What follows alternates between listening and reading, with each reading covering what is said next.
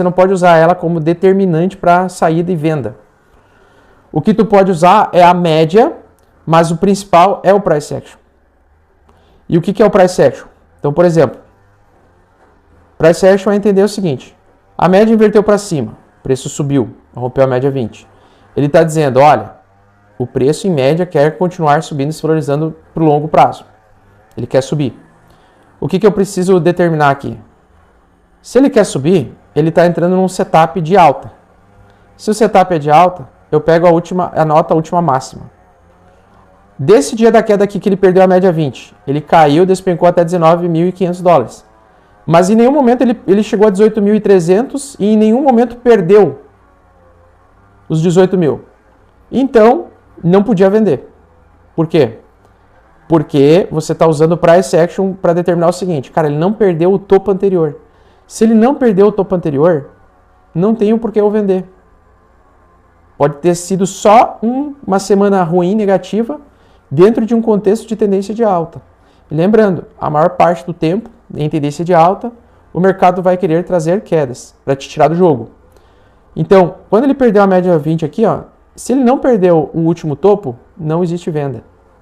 Porque o mais importante é perder o último topo e o último fundo. E não teve essa perda. Aí ele conseguiu subir, recuperou toda a queda, perdeu a média 20. Tá, mas ele está em cima do último topo. O último topo está mantido.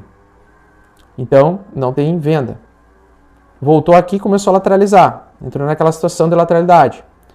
Perdeu o último topo? Perdeu a média 20. Ok, perdeu a média 20. Por que eu não vendo? Porque não perdeu o último topo. Subiu. Fez mais um fundo. Subiu. Veio aqui, começou a lateralizar por 8 meses. Perdeu o último topo nessa queda? Não. Não perdeu o último topo. Então, ele pode dar continuidade de alta, mesmo perdendo a média 20. Então, o que eu quero dizer? Aqui também. Perdeu. Aqui ele caiu, perdeu o suporte, lateralizou, né? Perdeu o suporte, escolheu cair.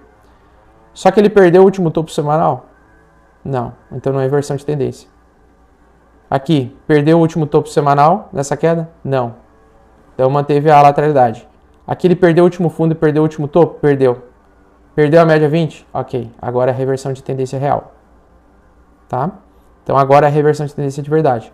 Por quê? Porque ele perdeu a estrutura de topos e fundos ascendentes. Tá? Agora, como é que a gente vai ver quando que ele vai reverter de tendência? Do mesmo jeito que a gente faz topos e fundos ascendentes. Então, a gente pega aqui, eu vou inverter para a gente ver a tendência de baixa aqui confirmada. Então, perdeu o último fundo, perdeu o último topo, rompeu. Quando ele caiu aqui, quando ele subiu, o preço subiu, ele perdeu o último fundo? Não. Quando ele caiu aqui, né, ele perdeu o último, aqui dessa queda aqui, ó, ele perdeu o último fundo aqui? Também não. Quando ele fez essa onda mais comprida de alta agora recentemente, ele perdeu o último fundo aqui para reverter tendência? Também não. Então confirmou a tendência de baixa ainda, confirmada. Está com fundo equidistante aqui, 60 mil dólares. Tá? Então o que acontece? Ele pode trabalhar o preço aqui para perder o último fundo e derreter mais, certo? Para manter a tendência. Então qual é o ponto aqui que nós estamos? Temos fundos equidistantes. Nós não temos topos equidistantes ainda, nós temos esse topo aqui atrás. Ó. Então, por exemplo, dessa lateralidade, o preço do Bitcoin pode até chegar a 75, que ele ainda não vai reverter tendência.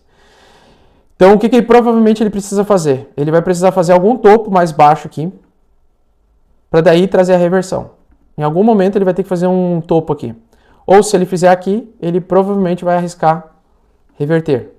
Ou seja, quando o Bitcoin superar 82 mil dólares, ele já vai estar entrando em tendência de alta. Então a gente já sabe disso.